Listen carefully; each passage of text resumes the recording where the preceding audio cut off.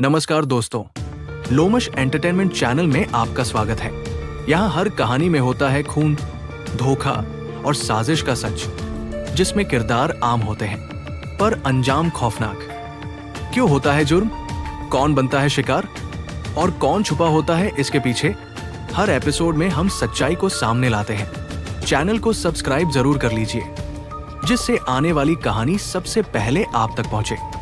आज की जो सच्ची घटना मैं आपको सुनाने जा रहा हूँ, ये सच्ची घटना है बिहार प्रदेश के जिला अररिया की। 3 दिसंबर सन 2025 की सुबह लगभग 9 बजे के आसपास का वक्त हो रहा था। अररिया जनपद के थाने नरपतगंज में एक जगह लगती है कनली। कनली के पास एक शिव मंदिर है और शिव मंदिर के पास ही बाइक पर 2 लड़के बैठे हुए थे। इसी बीच में एक टीचर वहाँ पर आती है और टीचर जैसे ही वहाँ आती तो उस बाइक पर बैठे हुए एक लड़का उस टीचर को रोकता है। रोकने के बाद मैडम से कहता है कि मैडम, आपसे कुछ बात करनी है। अभी इनकी बातचीत का सिलसिला शुरू ही हुआ था। कुछ कहने वाले की स्थिति में थे कि उसने एक हथियार निकाला और उसके बाद एक के बाद एक 3 गोलियां मारता है और टीचर एकदम से जमीन पर गिर जाती है। लेकिन ये सब पास में खेतों में काम कर रहा एक व्यक्ति देख लेता है। वो दौड़ता हुआ मौके पर पहुंचता है और जाकर देखता है कि जो टीचर है वो खून से लथपथ पड़ी हुई थी और जो बाइक पर सवार थे वो वहाँ से भाग जाते हैं। अब वो व्यक्ति जोर जोर से चिल्लाता है कि देखो, किसी ने मैडम शिवानी वर्मा को गोली मार दी है। यहाँ से लगभग 1 किलोमीटर दूर उस मैडम का स्कूल होता है। खबर ये स्कूल तक पहुँच जाती है और पूरा स्टाफ आ जाता है। बात पुलिस तक पहुँच जाती है और पुलिस के आला अधिकारी भी मौके पर आ जाते हैं कि आखिरकार उस टीचर को किसने गोली मारी। आसपास के लोगों की मदद से सदर हॉस्पिटल में उस मैडम को भर्ती कराने की कोशिश करते हैं, लेकिन डॉक्टर कहते हैं कि ये मर चुकी है। पुलिस अब ये पता करने की कोशिश कर रही थी कि आखिरकार शिवानी वर्मा की हत्या किसने की है, क्यों की है। शिवानी वर्मा की उम्र लगभग 24 साल के आसपास होती है। उनके पिता का नाम लक्ष्मीकांत वर्मा होता है, जो कि रेवेन्यू इंस्पेक्टर होते हैं उत्तर प्रदेश के जिला बाराबंकी में। इनकी 3 बेटियां होती है। एक बेटी का नाम जूली, जिसकी उम्र 27 साल होती है। दूसरी का नाम ज्योति होता है, जिसकी उम्र 26 साल होती है। तीसरी बेटी शिवानी, जिसकी उम्र 24 साल होती है। एक बेटा आदित्य, उम्र 18। दूसरा बेटा अनुराग, जिसकी उम्र 16 साल। तीनों ही बहनें पढ़ने में होशियार होती है और उन्होंने बीपीएससी में 2023 में टीचिंग के लिए आवेदन किया था। सबसे बड़ी वाली जो बेटी होती है, पटना में सिलेक्शन होता है। दूसरे नंबर की बेटी का समस्तीपुर में सिलेक्शन होता है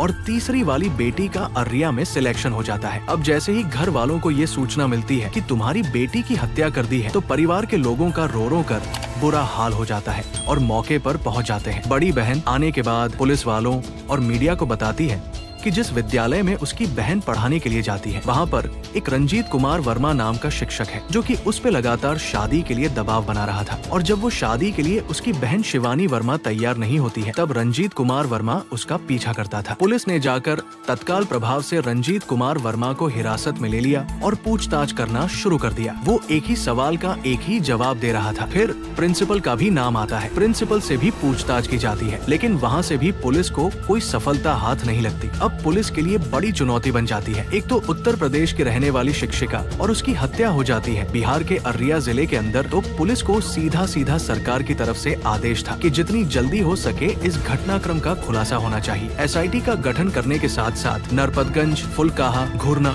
और फाविसगंज की पुलिस भी लग जाती है। 4 थानों की पुलिस और डीआईयू की टीम और फॉरेंसिक टीम और सर्विलांस टीम भी लग जाती है। इस लड़की ने रेफरल रोड पर कमरा किराए पे ले रखा था। पुलिस वहाँ जाती है। पुलिस वहाँ मकान मालिक से सख्ती से पूछताछ करती है, लेकिन पुलिस को वहाँ से भी कुछ नहीं मिलता। आखिरकार पुलिस ने उसके नंबर को सर्विलांस पे लगाया, सीडीआर निकलवाई। उस सीडीआर से भी पुलिस को कोई मदद नहीं मिलती है। पुलिस आखिरकार परेशान हो जाती है। कई टीमें थी जो लगातार काम कर रही थी। पुलिस ने जो उस इलाके के जितने भी सीसीटीवी कैमरे थे, उन सीसीटीवी कैमरे को जब रडार पर लिया और तो बाइक पर 2 लड़के जो संदिग्ध प्रतीत हो रहे थे, उन दोनों लड़कों को देखा जाता है, उनके फोटो निकलवाए जाते हैं। तभी किसी ने, यानी कि मुखबिर ने पुलिस को सूचना दी कि ये ऐसा लग रहा है जैसे इनमें से एक लड़का मोहम्मद मारूफ पुत्र ताहिर थाना फाविसगंज रामपुर का निवासी है। पुलिस मोहम्मद मारूफ के पास जाती है और उससे बातचीत करना शुरू कर देती है और सख्ती से पेश आती है। तो वो थोड़ी देर में टूट जाता है। कहता है कि साहब, गोली तो मैंने ही चलाई थी। पुलिस ने उससे पूछा कि आखिरकार तुमने गोली क्यों चलाई, तुम्हारे साथ कौन था? तो उसने कहा कि साहब, मेरे साथ एक लड़का है जिसका नाम सोहेल है। उसके बाप का नाम फिरोज है, जो कि रेफरल फाविसगंज का निवासी है। पुलिस ने सोहेल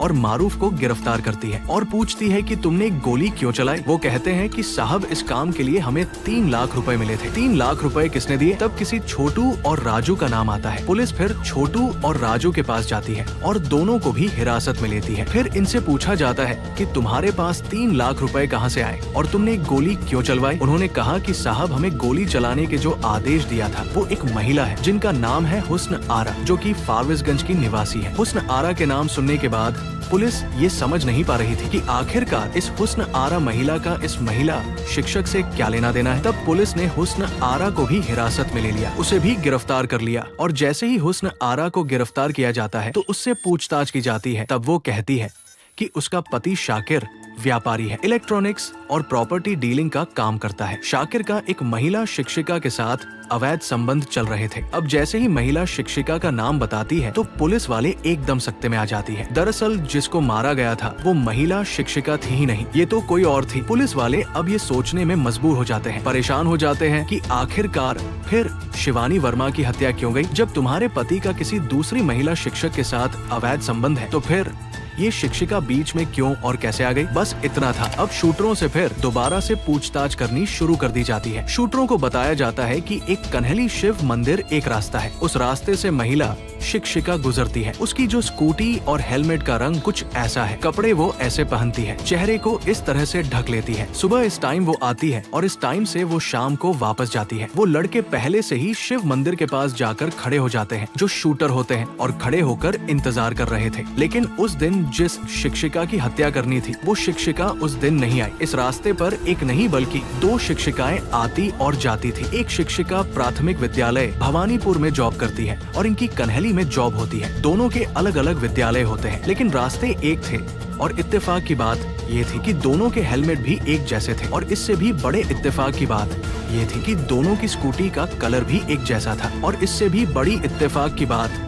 ये थी कि दोनों अपने चेहरे को बिल्कुल ठीक वैसे ही कवर करते थे। इन शूटरों को लग रहा था कि जिसको मारने के लिए कहा गया वो सामने से आ चुकी है, लेकिन इत्तेफाक नहीं बल्कि ये कह सकते हैं कि उसके नसीब में मरना नहीं था उस शिक्षिका के। जिस दिन ये 3 दिसंबर 2025 को मारने की बात तय हुई थी, उस दिन उस शिक्षिका की अचानक से तबीयत खराब हो जाती है, तो उसने कैजुअल लीव जो होती है आकस्मिक अवकाश लेने के लिए सोचा कि क्यों ना आज अपनी छुट्टी का इस्तेमाल कर लिया जाए और उसने अचानक से छुट्टी ले लेती है और वो विद्यालय नहीं जाती। उस रोज शिवानी अचानक ही सामने पड़ जाती है और दोनों शूटर उस लड़की को रोकने के बाद एक 3 गोलियां मारते हैं और मौत के घाट उतार देते हैं, जबकि इस पूरे घटनाक्रम में शिवानी वर्मा का कोई लेना देना होता ही नहीं है। पुलिस ने इन सभी आरोपियों को गिरफ्तार किया। गिरफ्तार करने के बाद जेल भेज दिया। लेकिन जब ये खबर अखबारों में प्रकाशित होती है कि एक लड़की जो डीएम बनना चाहती थी, पढ़ने में होशियार होती है, यूपीएससी की तैयारी कर रही थी, उसको बेवजह मौत मिल जाती है। यहाँ पर एक कहावत बिल्कुल सिद्ध होती है, साफ होती है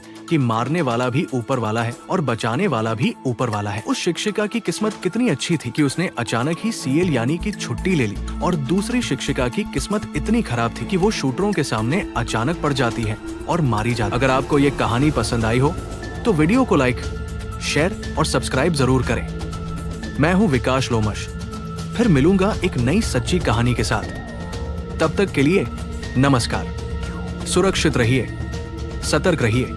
जय हिंद, जय भारत।